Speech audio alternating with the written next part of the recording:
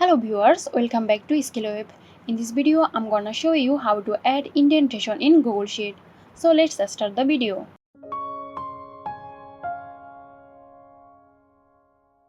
First, open your Google Sheet containing the data you want to indent.